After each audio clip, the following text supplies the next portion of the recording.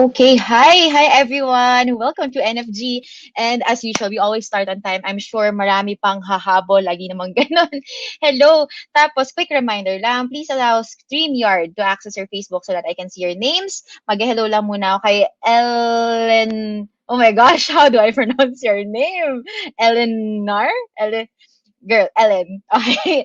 And Miyoki. Ba't iba-iba yung pangalan nyo? Okay, kakaiba. Also, hello kay Facebook user. Again, please allow StreamYard to use your Facebook so that I can see your names. Hello, Dolly. Hello, Lovely. Yan, Near. Really? As in near. Okay, that's a very unique name. I love. Hello, Jel. Yes, you just tagged me on Instagram. I saw. And of course, hello po sa ating team replay. I'm sure marami sa inyo kasi ang galing sa work or nagtatapos ng work. Hi, hello, Bian Roel. I'm glad that you're here. I'm glad that you are okay now. And masaya kami that you'll be back to the branch very, very soon. Hello, everyone. Okay. First, let me just share a quick kwento lang. I'm really excited about today's 1M Club. Okay, mabilis na review lang What is 1M Club and why are we doing this? 1M Club is actually a separate group that we created just a few days back. Days lang, literal. And that's the group where all of the 1M clubbers are in. Our first session will happen this Friday, actually. I'll be giving them a free workshop on art collecting and investing. And hindi lang yun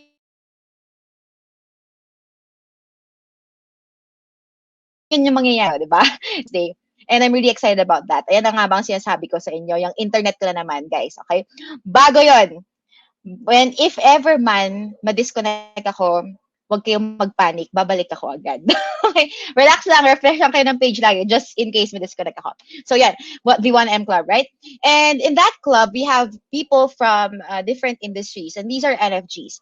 Iba't iba. We have real estate, we have trading, we have business, we have, I don't know, siguro meron din tayo yung parang kasing ingay ng kapitbahay ko na nagbe-breed ng aso. Kung naririnig niyo man yun, I am so sorry. But everyone is there.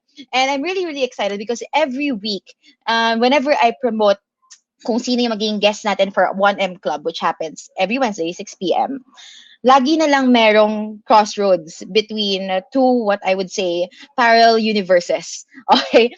And na-excite ako lagi kasi, especially for today, our guest for today is an NFG na ironically, ang una naming pinag-usapan through chat is not about business. Ang una naming topic was about art collecting, and artists from Batangas.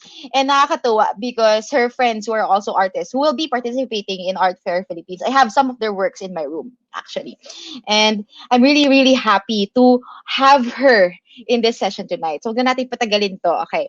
This girl, she is currently 24 years old. And I'm really excited to hear about how she brought her first million. And hindi lang siya nag-stop sa million. The people in 1M Club have at least 1 million in liquid cash. At least. Okay? So, marami doon nasa 7 to 8 figures in a month, actually. And she started Views Digital Studio, which I stalked at sobrang naging fan ako agad. And nakita ko sa group, marami sa kanya. Sabi ko nga sa kanya, nako Nian, kanina before we started, nandito na yung kulto mo sa group. Okay? And they call themselves, nakita ko Team BTSW. So I asked her, what is BTSW? I was like, is that BTS women? Ano yun? And sabi niya, it's branding that sells. And this girl, if you want to get started with your brand, with your funnels, with your business, you want to get it going, if you want to sell, like really sell, hindi lang kasi puro logos and branding or colors, right? If you want to create a brand that influences and sells, okay? This is your go-to girl. Okay? So, without further ado, magsimula na tayo. Meron pa tayo isang oras para kay Nian. Hi, Nian! Hello! Ang daming familiar names sa comment section. O naman, sabi ko nga, nandito na nga yung kulto mo. Gagawa tayo ng bagong kulto, okay? Ang kulto natin ay Mini for Nikki and Nian. Okay. Nian, are you ready? Medyo marami akong tanong sa'yo today. Sige, go. Alright, so alam niyo na to guys, you know the drill. If you have friends in the NFG group or if you're part of Nian's BTS, please tag your friends. Don't worry, this is gonna be recorded so you can watch it again. For our first $1 million question, as usual, we'll have this. Nian, when did you achieve your first million and how? Okay, so hindi naman katagal. Last year lang actually, March 2020. So that was my first million. It was a combination of my employment, ipon, and my business. But majority was really from business. I was a government employee. So after Mm, nun, ayun. So actually I think yung provincial director namin is related to you.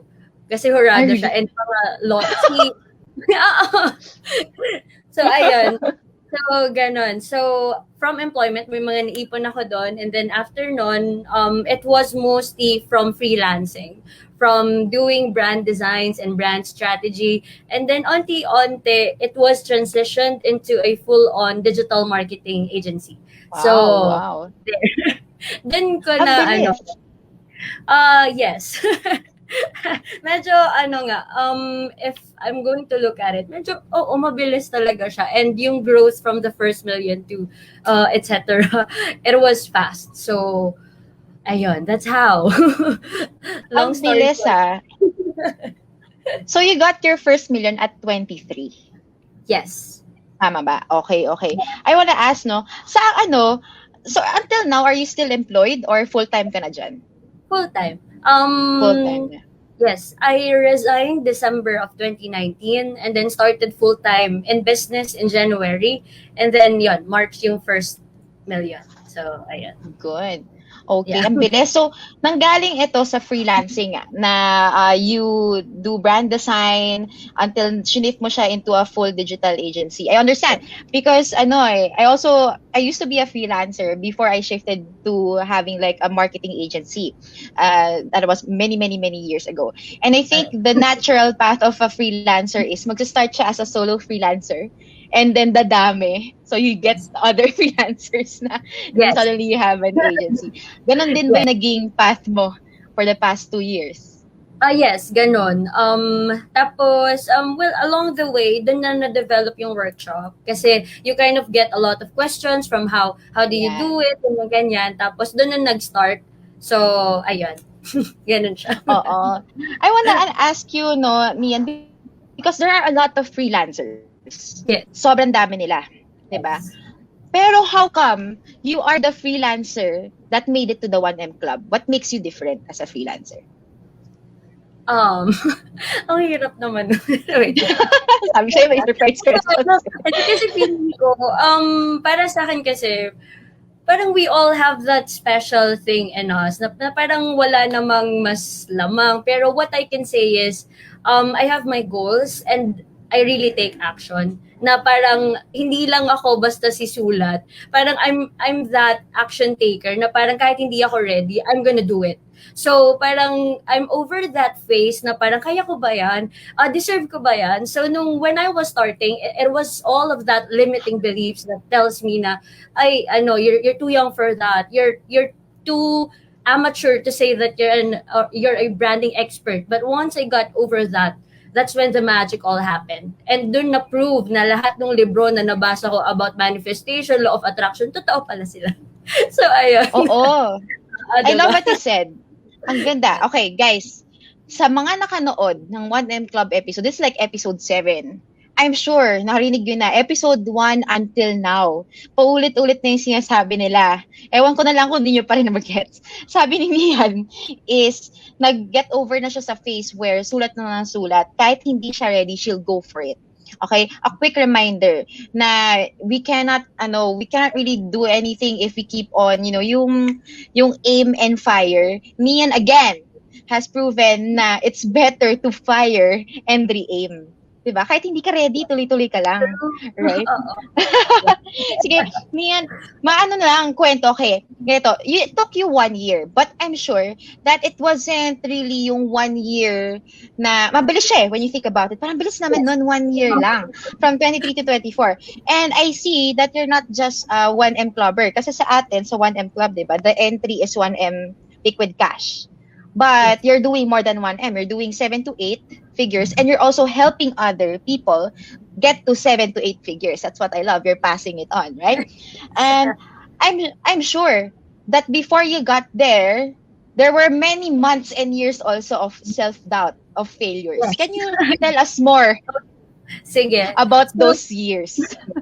sige. So, diba, quick story lang to. Fresh from college, I really knew that I wanted to do something different.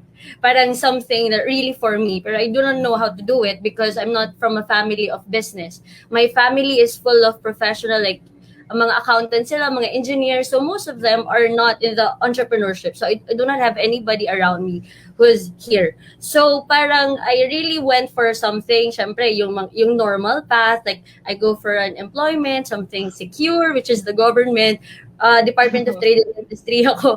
So, ayun, during that time, imagine, I stayed there for almost 3 years wondering, what if?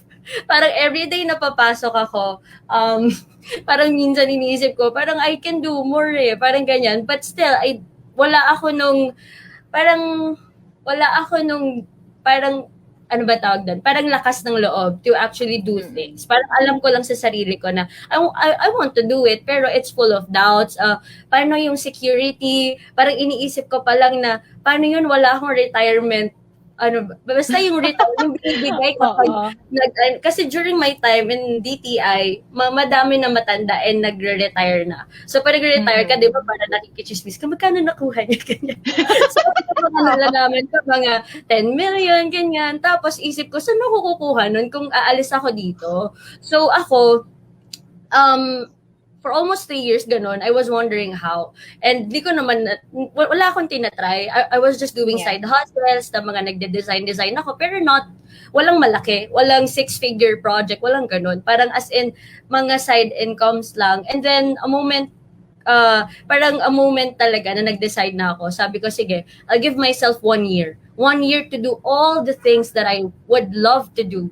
And sabi ko, kahit 30,000 pesos isang buwan, basta may time freedom ako, hindi ako nagko-commute, hindi ako, yung basta malayo ganyan. Yeah. So, ayun, sabi ko, I'll just give myself to do whatever that I want to do. Para sa akin, kahit mas mababa yung kitain ko kaysa nung employed ako, okay lang. Just as long as I'm doing the things that I love. Para sa akin, mas tubo na ako doon. Mas masaya ako doon. And I gave myself 1 year. And here we are. So, ayun. Alam niyo, you're not even down to the next official question. Ang dami ko kasing nag-branch out na questions kasi ang gaganda ng mga sagot ni Nian eh.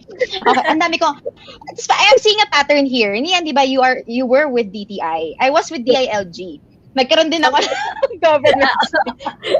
Pero same. Exactly the same because I come from a family of professionals. So, alam mo naman yun, yung lagi mong maririnig. Dapat maghanap ka ng stable na job na maganda yung benefit.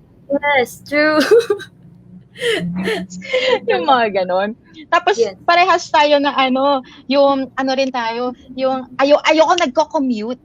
Yung parang pipila ako para makakapag-sumakay ng FX. Ayoko. Nakaka-stress, diba? But I really love what you said. That one day you just made a decision that you're gonna live your life the next 1 full year in the way you want to. Okay. Ay sana ma-take note mo ng viewers natin today. Hi guys, remember this.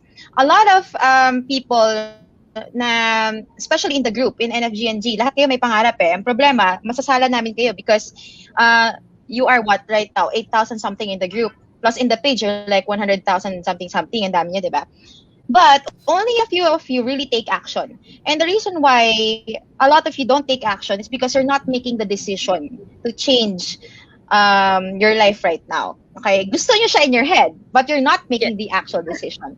Nian right here, in 2019, made the decision to let go of security. I really loved it when she said na kahit na mas mababa yung kita niya, at least she's doing something that she really wants to do.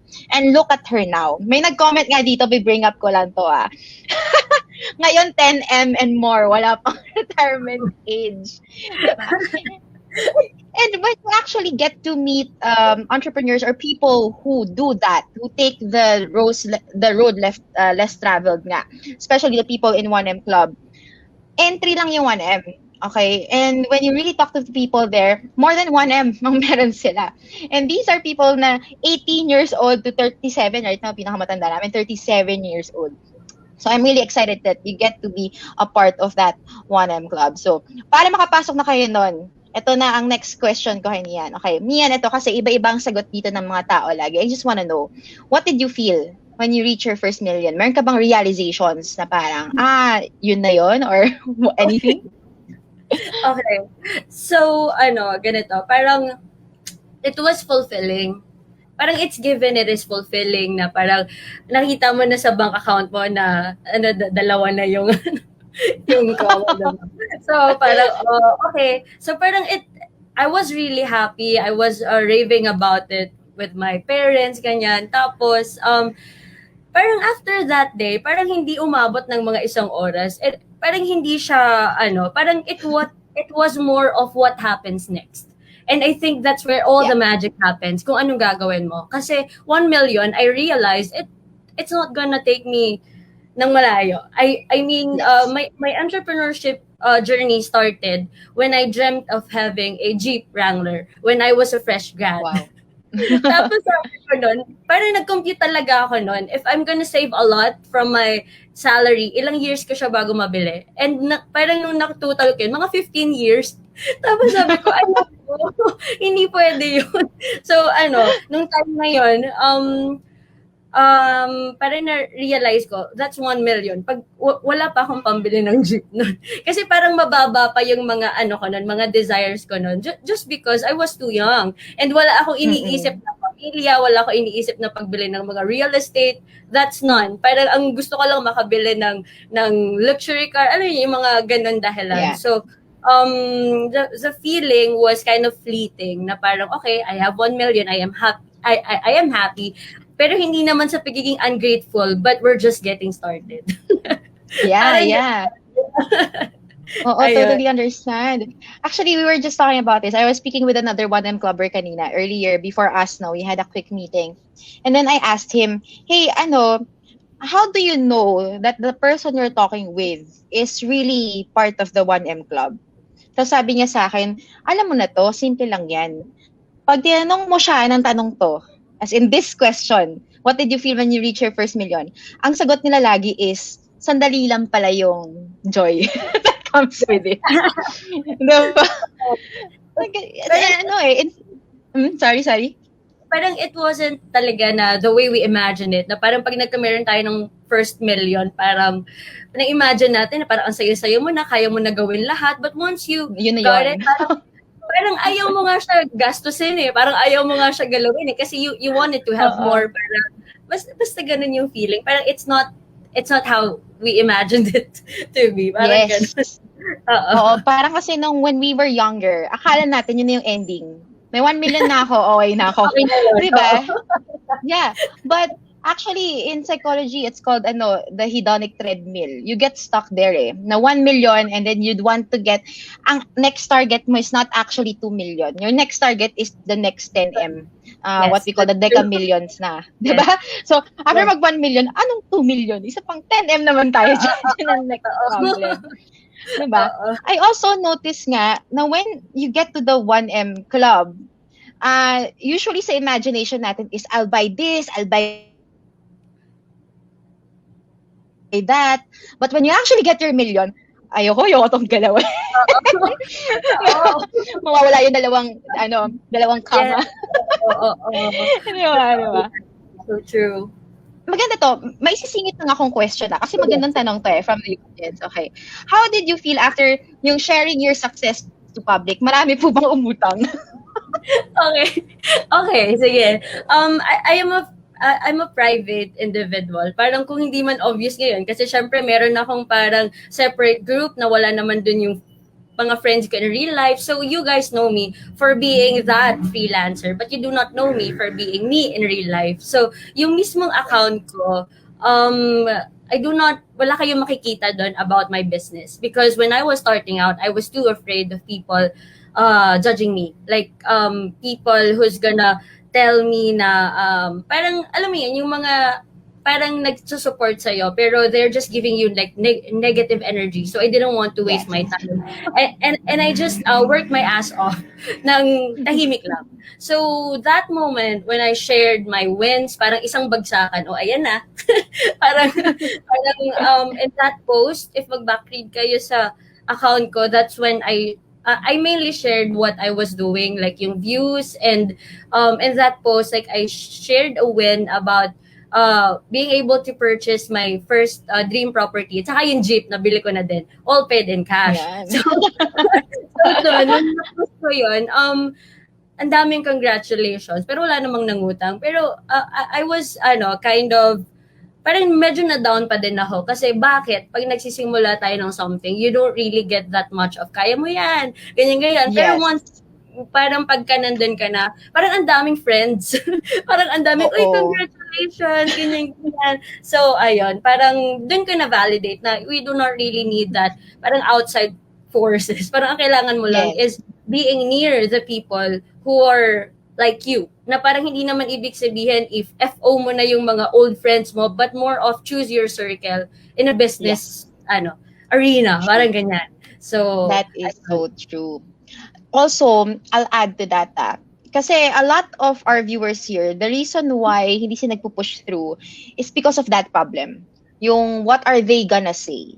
Okay, guys, Yes. you have to remember, if you're gonna Mhm. listen sa feedback ng ibang tao, makinig ka lang sa feedback ng tao na nasa loob ng arena, hindi mga taong nasa labas. Okay? True. Yung mga nasa labas, maraming sasabihin yan. Pero, please remember this. Never take advice from people who are not brave enough with their own lives. Hindi nga Yes. nila magawa sa sariling buhay nila, tapos papakilaman pa yung buhay mo. Hello. Yeah. Diba? True. And also, katulad ng sinabi ni Nian, and exactly what we're doing here right now, find your tribe. Okay? Yes. There will be people who will support you because they are in the same journey. Okay? Which reminds me, babalikan ko lang to Nian. Kanina sinabi mo earlier na one of your beliefs before was you cannot really go for it, you can't do it because you feel na hindi ka pa ready, hindi ka pa expert. And a lot of people in the group also feel this. Na I don't think I'm in the right position to teach. I don't think I can do this. Alam mo yun how people believe na you can only start courses if you're an expert. Hindi ako naniniwala doon, by the way. For me kasi, you can start courses as long as you're like 2 steps ahead. Yun lang naman ang kailangan.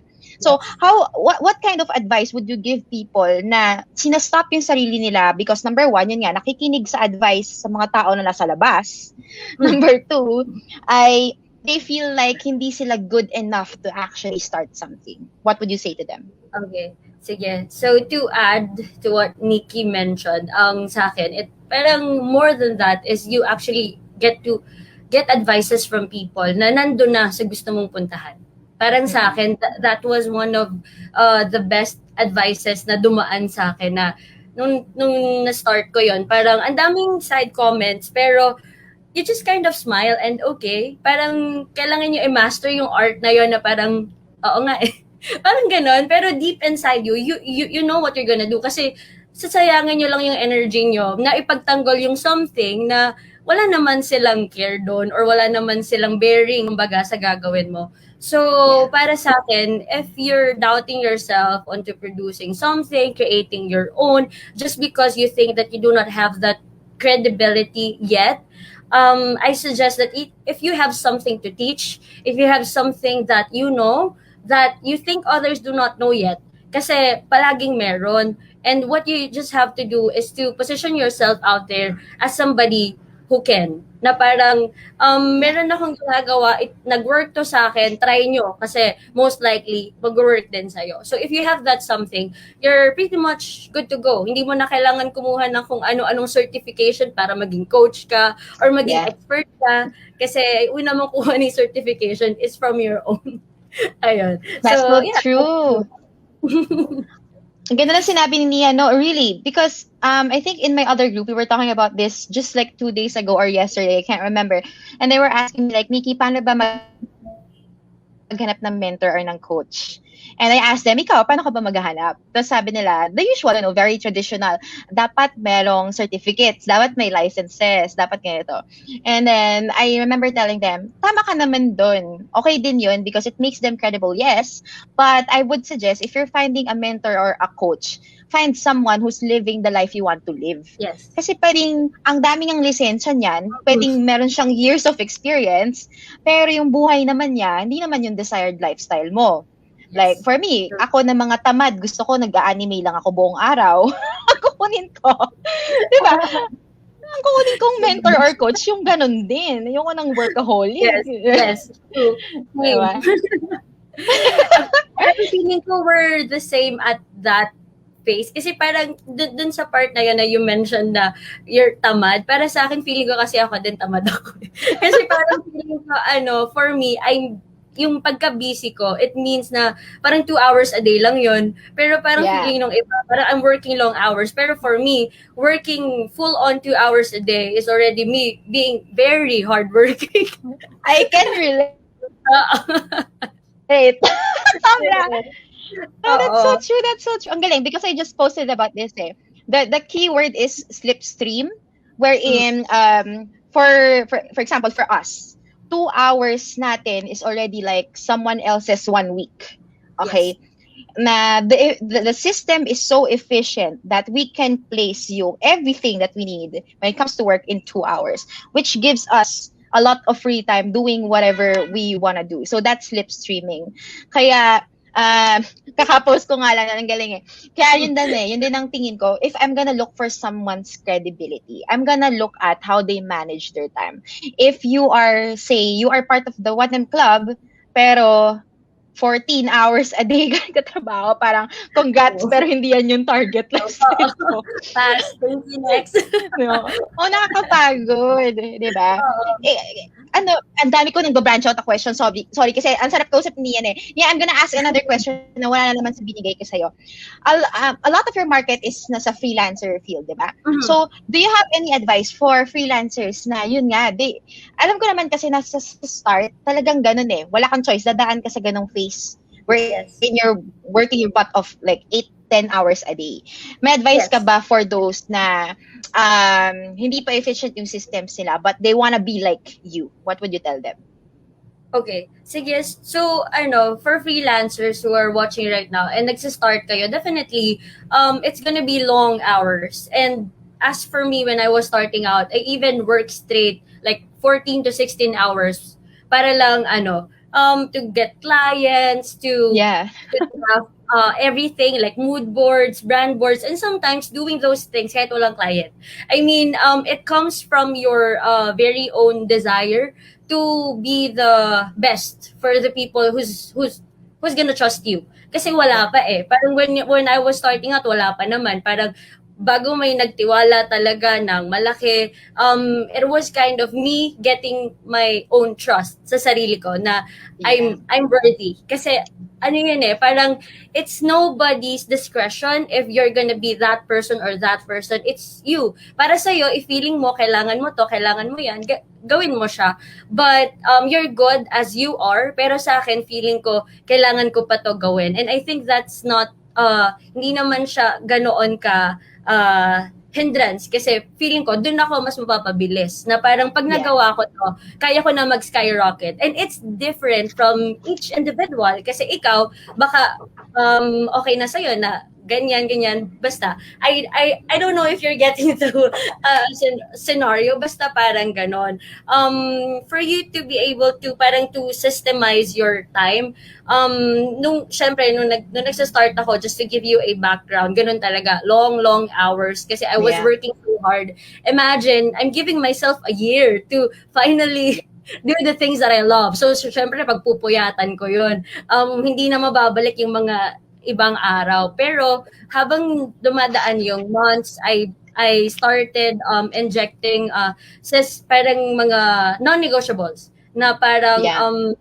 meron ako mga certain time like sa day ko na you really can't touch me. So, ganun. Parang meron ka talagang isiset na time for yourself and time for working. So, ganun siya. Para Yeah. ma-manage nyo yung time nyo. Para onti-onti, mapaliit nyo na, sige, 1 hour na lang ako nag-work or 2 hours. So, ganun. Yeah. I noticed din kasi, not just with freelancers, di ba? With business people in general, they give up too early. Na, di ba? Nian gave herself, 1 year to set up her systems. Hindi naman siya yung tipong nagising ka lang 1 day, tas 2 hours a day ka na lang nag-work. Hindi naman ganun yun. Di ba? For Nian to get there, for most of the 1M club members to get where they are right now, talagang nag-bust sila. As in like, gawin natin to yung kailangan gawin. They did what they had to do. And if it'll take you 80 hours a week, sabi ko nga if you're gonna resign from your 9 to 5, you are signing up for your 9 to 9 for 1 year. Diba? Isang taon kang ganun. Hindi ka makakausap kasi busy ka, workaholic ka talaga. But mamili kayo, guys. Dito ako nagugulat A lot of people are not willing to work for 1 whole year for many hours, pero willing silang mag-work for 40 years for 8 hours. Labo. Diba? Kasi parang it's a comfort zone thing na it's really hard to let it go. Pero hindi nyo ba parang hindi ko alam, parang hindi ba nila nakikita like how much. Pero syempre, coming from that person couple of years ago, gets ko na parang ang hirap niya isipin. Parang super parang nakaka-excite na parang, I'm gonna do my own thing. Pero once you're there, once you resign from your job, what happens next? Paano papasok yung pera sa akin? Pero once you get the hang out of it, suit yourself. That is so true. That's so true. Ang ganda nga sinabi mo rin kanina, no? Sabi mo, you have to believe in yourself first. I mean, I'll always bring this up. This came from episode 1. Sabi ng 1M Clubber natin na if you don't believe in yourself, why would you expect anyone to promote you? If you can't even promote yung sarili mo. Diba? I think that's also where branding comes in. Like, how do you put yourself out there? And I think when it comes to branding, Nian would be your go-to person. So, before I proceed to our next question, Nian, I'm just curious, what's this? Okay, sige. So, nakabitli pa lang yung link niya kasi hindi pa officially open yung waitlist. So, for those of you who are interested in freelancing, we have the Branding That Sells workshop where I teach mostly freelancers how to begin with your freelancing career with branding as your main skill or your main offer. Branding strategy, branding design. So, ayan. If you guys are interested, we open every 2 to 3 months lang. So, ayan. The link is there. So, ayan. I-ano nyo na lang. I-type nyo na lang. So, ayan. Screenshot nyo na. Screenshot na. 3, 2, 1. Next link. So, meron pa tayong isa pa dito. Ayan. So, this one, views.ph. Yes, views.ph, that's our main website. So, dyan yung makikita yung mga ginawa namin brands and basta everything you're gonna see there, like our clients, makita nyo siya dyan. And there also, kung may business ka or anything that you want us to work on with you, ayun, meron dyang form where you can fill in para to set a project with me. And we're booking for August kasi, ayun, August na. Fully booked na tayo. Ayun, wow! Fully booked na. Ang bilis! Ang galing, 'di ba, 'di ba? Ayan. Sige, thank you, Nian. Also, if you want to know more about what I do, all of my links are here. Kung gusto niyo po akong padala ng kape, pwede rin kayo magpadala dyan. It's healing.me/hello NFG. If you want content that can help you get into the 1M Club faster, follow me on Facebook and also on Instagram. Maraming salamat, guys. Sige, meron lang ako entertain dito question. Ang ganda. Ito, kaso nga lang, hindi ko nakikita yung pangalan eh. Kasi, yan, si Facebook user. So, Mian, what was the most challenging experience you had to go through that transformed you to the best version of yourself? Most Most challenging. challenging. Okay. Sige. So, personally, wala ko i-sugarcoat anything. I can say that galing ako sa isang privileged na family. Parang I can say privileged kasi hindi naman kami naghirap, hindi kami ganyan. Parang okay kami. So, with challenging experience, as I can see with most of my students, mostly kahirapan na parang you want to do more from your life, ganyan. Pero ako kasi, personally, hindi ko siya na-experience. Honestly, it was more of just me. Yung challenging for me is that yung mismong inner self ko, parang sumisigaw siya na, yan na yan. Parang it was kind of something internal in me na that was very challenging kasi parang pinupush niya ako na you have to do something more. Kaya mo yan, you're meant for something bigger. Parang that was the most challenging experience for me because I was kind of stuck. Parang feeling ko stuck na ako dun sa job ko kasi feeling ko okay naman ako, I'm excelling with my job, mahal ko yung ginagawa ko dun, pero there was something more that I cannot do if I didn't let go of my day job. So I had to listen to that voice. So that was very challenging. Para sa akin yun na yung challenging na I had to let go of everything that I have. I mean, that was government employment. Sure na, hindi ka mawawalan ng trabaho hanggang sa maging 60 plus year. Parang talaga. So, it was challenging for me to let go of that. Kasi, nandun na yun eh. Parang it's your security blanket. Wala ka nang ibang hahanapin pa. So, Yeah. Yan lang. That for Oo. me is. Ang ganda ng sagot niyan. Okay, niyan. Okay. First, I want to thank you kasi you actually acknowledge what most people forget to acknowledge, which is the concept of privilege. Okay? Privilege plays a huge role in our success and in our life. You know, just like you, just like Nian, I come from a family na hindi ko pinoblema yung basic survival things. Unlike most people, and some of them are our students and our mentees, Yes. kailangan nilang isipin yun, di ba? And we have to acknowledge that some people, mas maraming obstacles na kailangan harapin. Well, yung iba, mas hindi na dinadaanan yun. Okay, so thank you for acknowledging that it exists. And also, I really admire that despite knowing the privileges that you have, alam mo pa rin, meron ka pa rin inner push na you still have to do more. Because some people stay comfortable already, na parang okay naman na ako eh. Diba? Diba? But there's this drive eh. Oo. Yes. That you kept on mentioning earlier, kanina pa eh, na parang meron ka talagang push na there's more to life than what you currently have. And I think that is a key ingredient that anyone should have, privilege or not. Kasi privilege ka man, kung wala ka nung inner drive na yun, di wala, magsistay ka lang din where you are. And this is what I mean when I say, now my mentees hear this all the time, masusuka na nga sila sa kakasabi ko na to eh. Alam mo na gagawin, maarte ka lang. True. I wanna ask you, Nia, and I've never asked this in 1M Club. I wanna ask lang, Nian, how do you translate that? Yung alam mo na gagawin, maarte ka lang.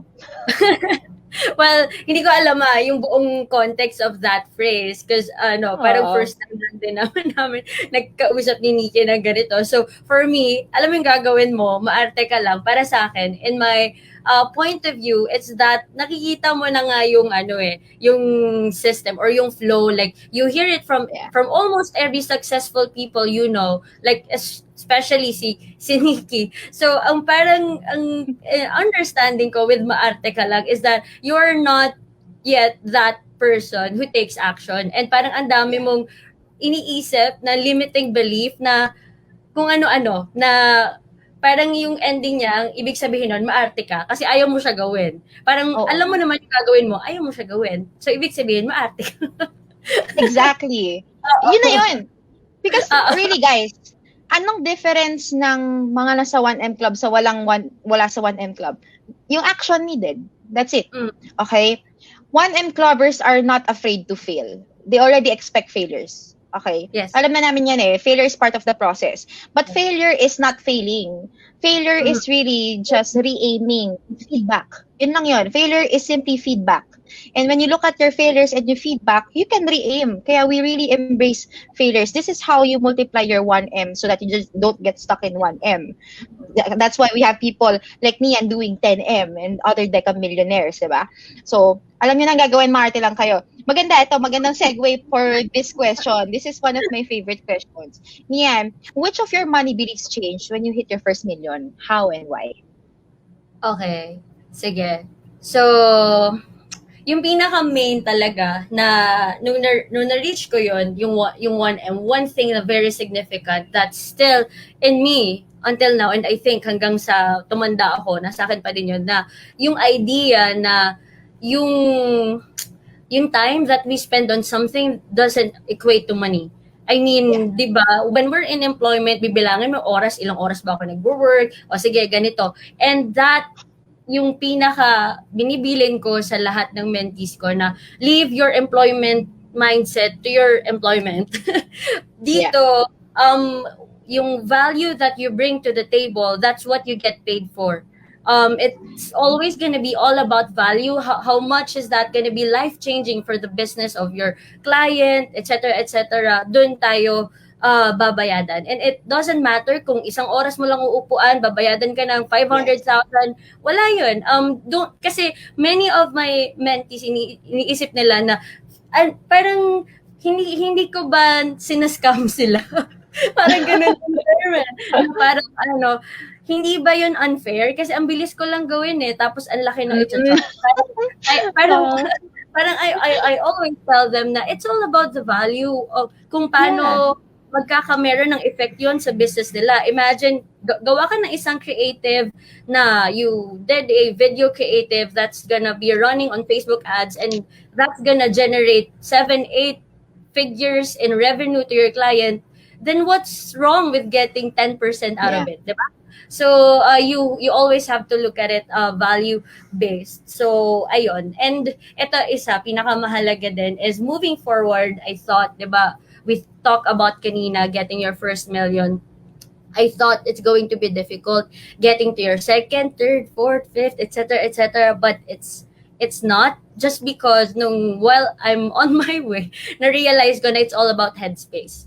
It's all about yung nasa isip mo na makukuha mo siya. Like for example, when we were younger, yung goal mo nun is getting 50,000 a month. Next doon is getting 100,000. And moving forward, nahihit mo siya. And it's, I don't know if you guys are gonna get it, pero it's the same as aiming for 1 million a month. It's all about headspace. Kung feeling mo it's something that you can get, if it's something that you are prepared for, it's gonna come to you. And magugulat na lang din kayo. It's para sa akin yun talaga. Para sa akin yung mga nagtatanong, how did you do it nang mabilis? Pinabilis ko lang yung headspace ko na parang dati kung 100,000, sobrang hirap na hirap ka ilabas na parang, oh my God, 100,000 yan. Pero ngayon, it's easy kasi you know that that's a small amount of money compared to what you're getting. So, yun yung naging secret doon. It's headspace. Ayun. That is so true. Ang ganda. Okay, oh my gosh, wait. Okay. Old NFGs would know my kilig face. So, this is my kilig face. I've been doing it all the time. Super kilig. Kasi totoo yan. Okay, ang ganda. Okay, i-reiterate ko to. Sabi niyan, it's not about the amount of yung time that you put in para makakuha ka ng more money. Is yung value that you provide. And that's so true because I see it in my own mentees also. Takot sila maningil. Diba? Na para bang kasalanan maningil? Parang, bawal bang kumomisyon? And, diba, I tell them the same thing, na parang, ba't ka matatakot maningil? Eh, nagbigay ka ng value, diba? And, I totally can relate when you said, feeling nila nang sa scam sila. Oo, nang sa scam ka if hindi ka nagpa-provide ng value. Yes, Diba? true. Oh, Yeah. but the fact that I'm already teaching you and you are providing value, you're providing them ideas and concrete solutions to their problems. Yes. You have the right to get a part of what they're earning. Hello, without you, they cannot move forward. So you have True. to remember that as well, diba? And the more value that you can provide, value can come in the form of freeing up someone else's schedule. Na dahil sa'yo, yung schedule Yes. niya lumuwag, mas marami siyang oras para mag-lead ng team niya. That would be if your clients are CEOs, managers, leaders, etc. Diba? I think that is a super duper big value na pwede mong isingil sa kanila. So, huwag kang matakot maningil. But I think also, itong mga limiting beliefs around money, gagaling rin kasi ito sa mga teaching sa atin ng bata tayo eh. Diba? Na parang, if you want to earn in an honorable way, you have to work your ass off. All the time. Lagi na. Good, yeah. And these were taught to us kasi because of our education system na mas maganda yung grades mo, all of those things. Nasa totoo lang, it doesn't work anymore in that way. Yes. Especially with the space that we have right now. I also love it when you said na when people ask me kung ba't ang bilis ko gawin yon, bakit bata pa lang ako nagagawa ko siya, sabi mo, it's because in-increase mo agad, pinabilis mo yung headspace mo. And it's not because you worked more. Diba? Yes, true. And I think that is something that we can both debunk. That if you want to earn more, it's not really totally about working more. Definitely, working hard would be, nandun na siya when you're starting. Pero dapat meron kang mission self-mission na eventually lalabas ka sa ganong model from yourself, right? Okay, oh my gosh. Thank you, Nian. At ginoble mo yun. I'm super happy. This is like me being kilig. Okay, I have one more question. Di pa tayo tapos kay Nian.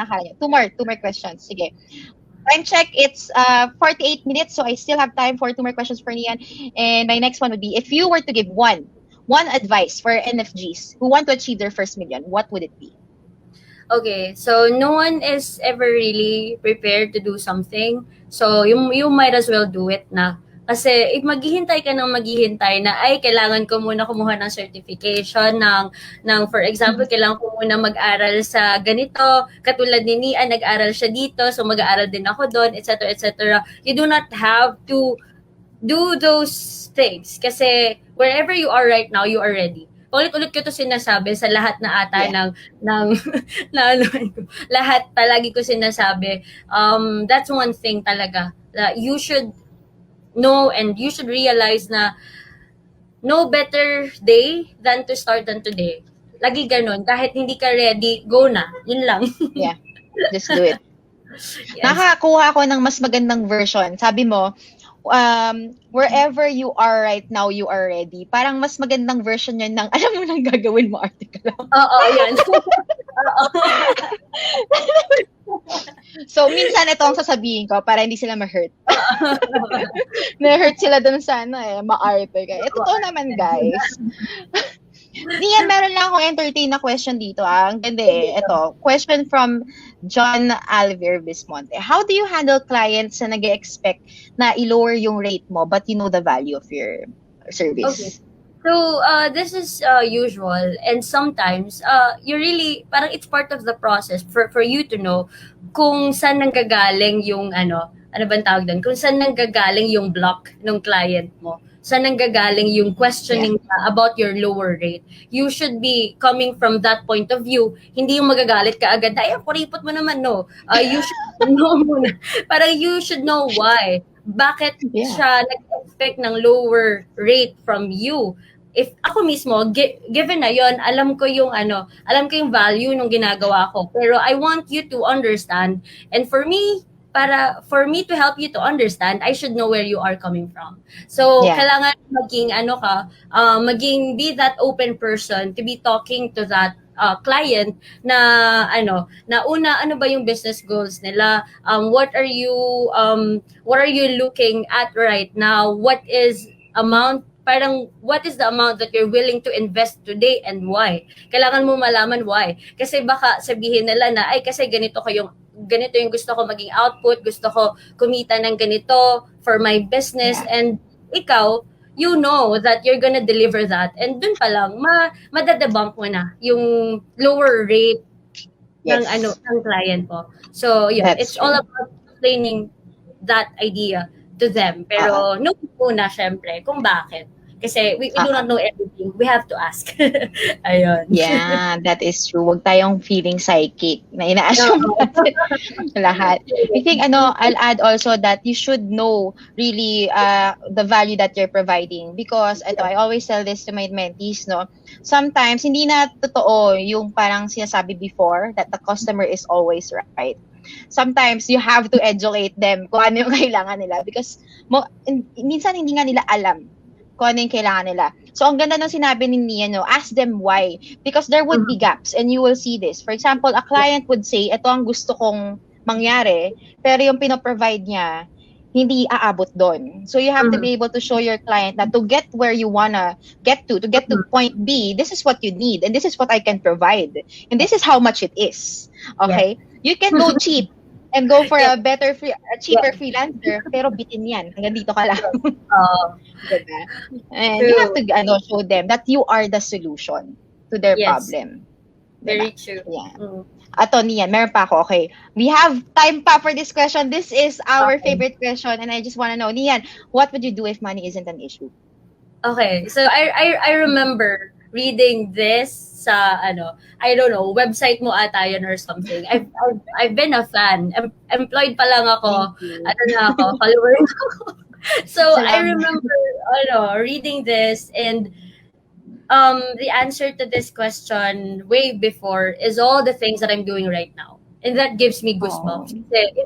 It's parang going to your dream life is just a question away. If kaya mo to sagutin, nang natatakot ka. Kasi ako personally, nung sinagot ko to, nakakatakot eh. Kasi alam ko yung gusto kong gawin, pero hindi ko lang siya ginagawa. So that moment, it was on my journal already, and I know na nandun na siya. Kasi the moment na hindi ka natakot isulat yon, that's where everything starts to unfold. Kasi lahat ng blockage natin, it roots from fear. And pag once na get over natin yung fear na yon, ayun na.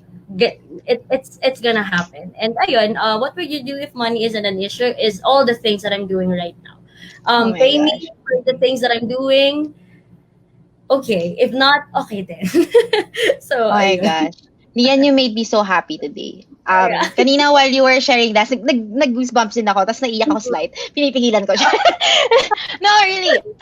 My mentees would know this, that the biggest goal of NFG is very simple. Just to create ripples of change, I don't even have to be the person actually doing it for you. It's just, just to give that spark, that inspiration so that you can do it on your own. And I'm super happy because from being an employee na reader ng NFG, right now you're creating your own ripples of change. And since you're doing that, I feel like I've already done my part also. Thank you, Nia. I'm so like, oh my gosh. Okay. So that is our 1 hour for this week. Ang bilis lang, diba? And next week, I'm so excited because I'm having either one of these two, 3 pala, isang single mother na nasa 1M Club, isang e-commerce entrepreneur na nasa 1M Club din, or tingnan ko kung sino yung sasagot muna, or isang single mother na entrepreneur, na e-commerce entrepreneur din na nasa 1M Club. So, I'm really, really excited. Sabi nga dito, I will support this. Nian, if you're gonna publish a book, sabihin mo sa akin. Kami na bahala dyan. Thank you so much, Nian. I'm super duper happy. Maraming salamat sa generosity mo for us today. Do you have any message for our viewers before we end this session tonight? Ayun. Mabilis lang. Basta guys, kung ano yung dreams nyo, isulat nyo. You do not have to be afraid. I mean, okay, matakot ka kasi kung hindi ka natatakot, hindi yan pangarap. So, If it scares you, go for it, and do not think of the whole staircase. I mean, just the next step, and you're good to go. You're gonna be here in this interview very soon. So ayun, Yes. yun lang. Thank you. Ayun, thank you, Nikki. Thank you, everybody. Thank Thank you you, sa lahat. everyone. Thank you, Nian. See you guys next week. Bye. Salamat. Bye-bye.